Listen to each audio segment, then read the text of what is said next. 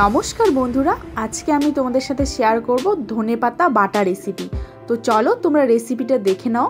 बाड़ीतेई धनेपाता गाछ हयेछे सेखान थेकेई निये एसेछि। तो धनेपातागुलो भालो करे देखे आमी बेছে निये नियेछि, तारपरे जल दिये भालो करे धुए निये नियेछि। तारपरे एगुलोके कुचि कुचि करे आमी केटे नेब। तो एई जे कुचि कुचि करे आमी केटे निये नियेछि। तो चलो एबार बेटे नेওয়া যাক। কি উপকরণ আমি নিয়ে নিয়েছি তোমরা দেখে নাও। এখানে নিয়ে নিয়েছি রসুন, তারপরে নিয়েছি কালো জিরে। কালো জিরেটাকে আমি ভেজে নিয়েছি, তোমরা চাইলে কাঁচাও নিতে পারো।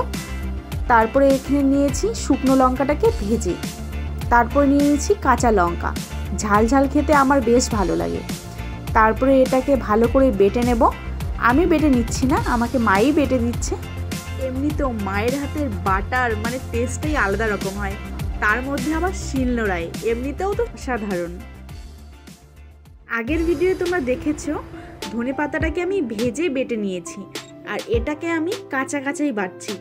ওটাও খুবই সুস্বাদু খেতে হয়েছে, আর এটাও খুবই সুস্বাদু হয়েছে। তোমরা দুটোই ট্রাই করবে, দারুণ হয়েছে খেতে।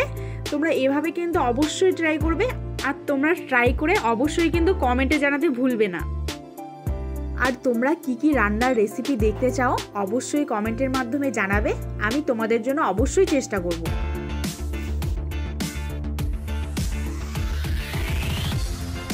এই যে আমার বাটা হয়ে গেছে, তারপরে এতে আমি দিয়ে দেব নুন, তারপরে দিয়ে দিব সরষের তেল।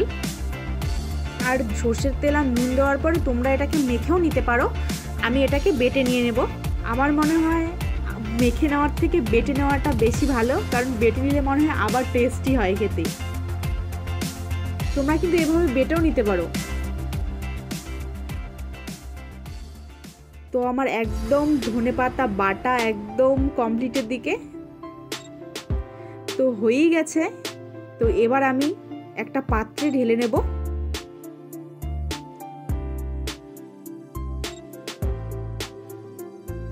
তোমরা এভাবে কিন্তু অবশ্যই বাড়িতে ট্রাই করবে।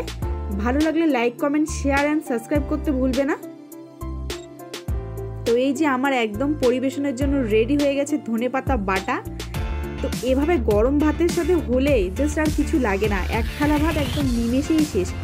তো আজকের মতো টাটা বন্ধুরা, দেখা হচ্ছে নেক্সট ভিডিওতে।